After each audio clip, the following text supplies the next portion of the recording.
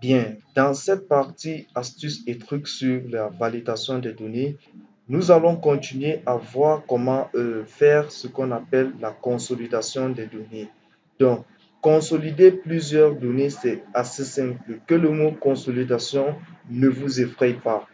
Alors, je vais prendre un exemple simple et pratique pour que vous compreniez la notion de consolidation des données sur Excel. Ok, alors je peux être à la charge de 3 points de vente par exemple.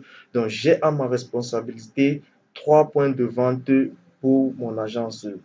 Et comme nous l'avons dit à la semaine 0, lorsqu'on apprenait à créer notre premier tableau Excel, nous avons dit que si on a une situation comme ceci, c'est mieux de créer X petits tableaux, donc c'est-à-dire trois feuilles, trois classeurs différents pour chaque point de vente. Donc, imaginons que voici mon premier classeur. OK, j'ai mes premières ventes là, du point de vente 1.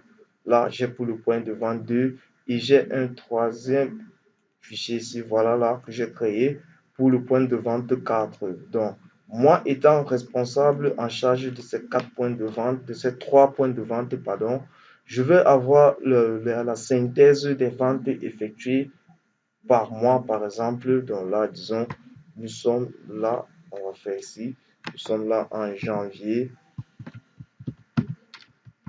Donc, imaginons janvier, février, bah, voilà, avril.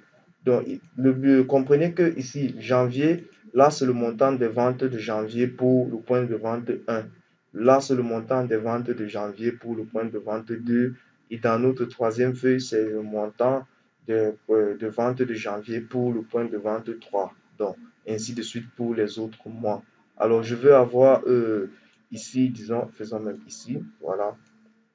Donc, je veux consolider ces données qui ne sont pas peut-être sur une même feuille ou dans un classeur différent. Je vais simplement à données.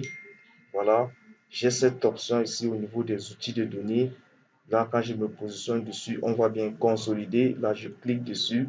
Alors, j'arrive là donc à la fenêtre, à la boîte à outils de consolidation sur Excel. J'ai mon premier élément, fonction à renseigner. Donc, quelle fonction je vais utiliser? Je vais utiliser la somme. Voilà. La première référence, je me positionne dessus au niveau de référence et je viens sélectionner le point de vente 1, les 4 éléments. Voilà. Et je dis ajouter. Ensuite, je me positionne là, toujours là, comme c'est déjà sélectionné simplement, je mets le pointeur là, je sélectionne tout. Je viens sélectionner point de vente 2 et je dis ajouter. Ensuite, je vais dire parcourir. Cette fois-ci, j'ouvre mon deuxième classeur qui est déjà ouvert là et je viens sélectionner ces éléments là et je reviens cliquer sur cette flèche et je dis ajouter. Donc, il a ajouté là, vous voyez, classeur 1, feuille 1 de A2 à A5. Liste déroulante personnalisée de G6. Donc, ce sont les éléments que j'ai piqués dans la liste. Donc, je peux avoir 3, 4, 5, 10 feuilles différentes dans des classeurs différents et j'ai les mêmes types de données. Je veux consolider dans ces données en effectuant par exemple la somme et je dis donc OK. Donc, lorsque je dis OK, je repars sur ma feuille. Qu'est-ce qui s'est passé? Voilà où on était. Il a donc fait la somme de 45 plus 23 qui font 68 plus 10. Observez que sur la feuille ici, on a mis 10 partout pour que vous compreniez que ça marche bien. Donc, pour avoir un calcul simple, là, j'ai 22 plus 24 qui me font 46 plus 10 qui font 56. Donc, vous voyez que ça peut vous permettre de gagner énormément en temps lorsque vous avez plusieurs feuilles de calcul différentes et que vous voulez effectuer une opération sur plusieurs données à la fois.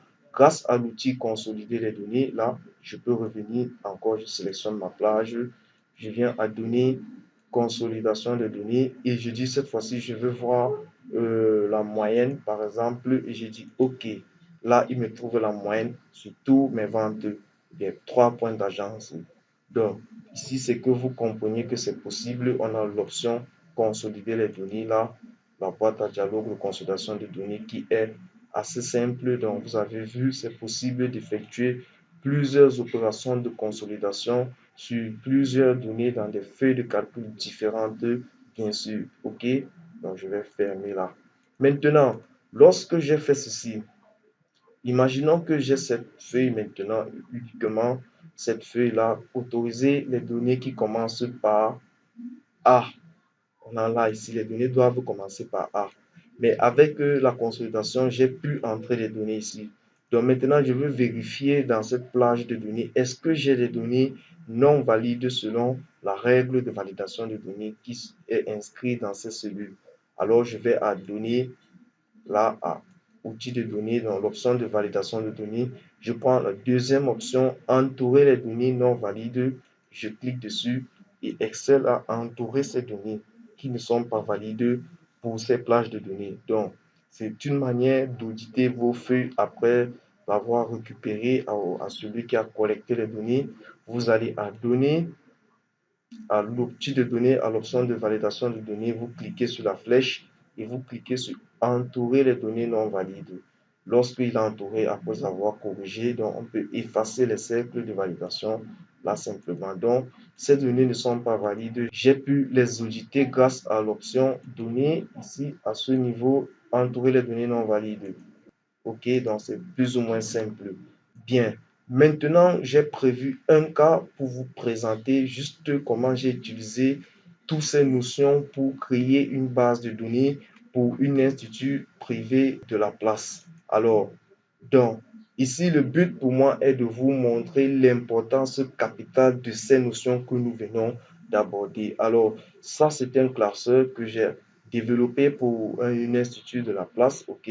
Là, j'ai dans la feuille données, je vais vous présenter très rapidement le classeur et m'attarder beaucoup plus sur le but de vous le présenter. Donc, ici, dans la feuille données, on a enregistré tous les éléments de base de l'institut. Voilà, les différentes filières qui forment, regroupées par spécialité.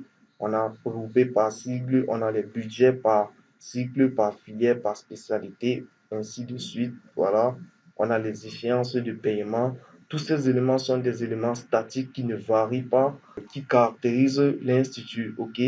Donc, à côté, donc, on a cette base suivie des inscriptions où on a enregistré tous les étudiants qui viennent s'inscrire. Alors, dans cette feuille, donc, j'ai utilisé l'option validation de données pour faciliter pour un premier temps la collecte de données, également pour sécuriser le type de données à entrer par colonne. Voyons donc comment j'ai fait. Donc, premièrement, vous avez encore cette astuce, l'option atteindre sur Excel. Donc, vous pouvez aller à accueil.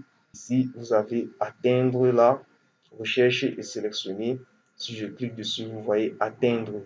On a vu cette option dans les introductions. Alors, on va faire très rapidement. On va simplement faire F5 sur le clavier et on va retrouver la boîte de fenêtre atteindre et on va dire cellule. Je viens cliquer sur cellule là et je dis je vais atteindre les cellules qu'on a vues précédemment, des cellules qui sont des constantes, qui sont des formules. Cette fois-ci, je vais atteindre des cellules qui sont des validations de données et je dis OK. Voilà, Excel a mis en évidence les cellules dans ma feuille de calcul qui contient la validation de données. Donc, je peux donc auditer. Si j'avais créé le fichier depuis, ça me permet de retrouver facilement où est-ce que j'avais mis la validation de données dans ma feuille de calcul. OK. Donc, ici, qu'est-ce qu'on remplit là? Je reprends donc, après avoir enregistré les identifiants de l'étudiant, nom, date de naissance, sexe, pays d'origine, âge, téléphone, numéro de parent, ainsi de suite. On commence par renseigner dans le statut de l'étudiant. Est-il un nouveau ou un ancien étudiant? OK. Le but est de pouvoir définir que les nouveaux étudiants vont payer les frais d'inscription. Vous voyez là, quand j'ai ancien, à ce niveau, les anciens ne payent pas les frais d'admission. Les nouveaux qui payent les frais d'admission. Donc, c'est le but d'avoir une colonne nouveau, ancien. Ensuite, là, j'ai la filière, OK? Donc, je peux choisir toutes les filières de l'institut, OK? Lorsque je choisis génie civil, j'ai la possibilité donc de dire il veut faire travaux publics. Donc, si je choisis ici, choisissons une autre option. Voilà, je choisis commerce et vente. vous allez voir que je n'ai que la possibilité de choisir au niveau de spécialité commerce international ou marketing, commerce, vente. Donc, je ne peux plus choisir travaux publics, série données invalides. Donc, à ce niveau également, si je choisis le cycle BTS, je n'ai que la possibilité de définir niveau 1 ou niveau 2.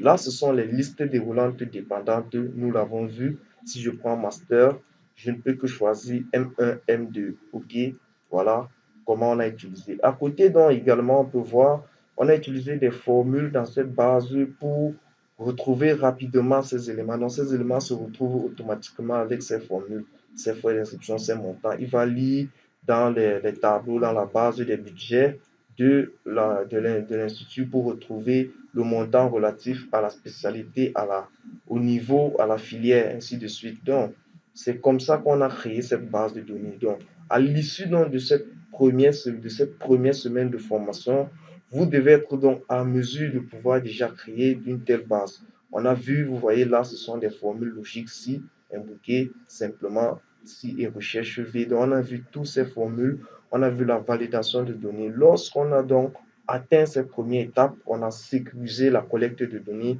on a maîtrisé comment manipuler, comment collecter les données sur Excel. On va donc pouvoir les analyser donc à la semaine 3 avec des outils avancés, les tableaux croisés dynamiques. On va donc pouvoir les synthétiser, on va pouvoir visualiser nos données pour produire de tels rapports. Donc, vous voyez la hiérarchie ou bien la trame de cette formation. Jusqu'à ce niveau, nous sommes au niveau de la collecte et de l'organisation des données. On a bien dit mettre les données sous forme de tableau. Donc, j'ai pris cet exemple pour que vous compreniez que Excel n'est pas seulement utilisable pour les financiers, la comptabilité, pour la trésorerie, pour la banque. Non, on utilise Excel dans tous les domaines et c'est les mêmes choses, ce sont les mêmes notions.